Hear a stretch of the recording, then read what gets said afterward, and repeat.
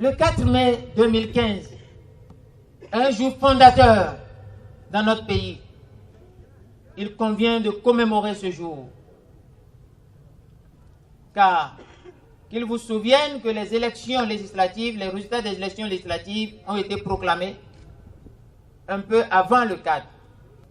Je m'étais retrouvé à Calavi, nous étions un certain nombre de députés, pour réfléchir sur l'élection au Perchois du président Adrien Moumbédji. C'est donc du retour de Calavi, de chez le président Koudé, que j'ai eu les premières informations. Ces informations me proposaient 3 scénarios.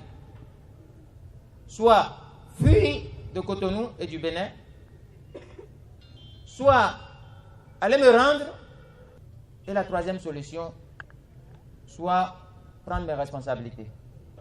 J'ai décidé de résister. À 6h45, les premiers signes ont commencé. Toutes les rues d'ici étaient barricadées de véhicules de la présidente de la République, du service de renseignement. Un peu plus tard, ce sont les véhicules de la police, de la gendarmerie, de la garde présidentielle. L'ordre qui avait été donné était de m'amener mort ou vivant. Parce que nous venons de gagner une élection haut les mains. Et cette élection faisait que la majorité au pouvoir alors n'avait plus aucune chance de remporter le Perchois. La tentative d'enlèvement, les gens disent, mais moi je dis l'opération de mon enlèvement crapuleux avait pour but de contrôler le Parlement, d'assassiner notre démocratie. C'est pour ça que j'ai refusé de fuir, de résister. Parce que si le 4, vous n'étiez pas sorti, vous n'aviez pas fait cette résistance, il n'y aurait jamais eu le 19 mai à Porto-Novo.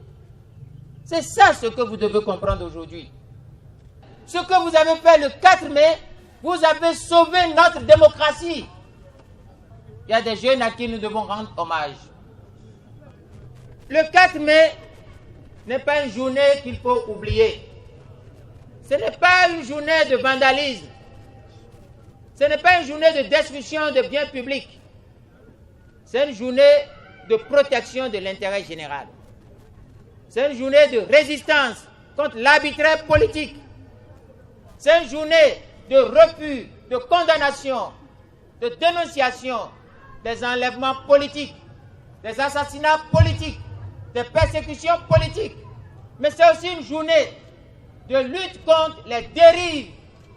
Et cette rue doit être la rue du 4 mai.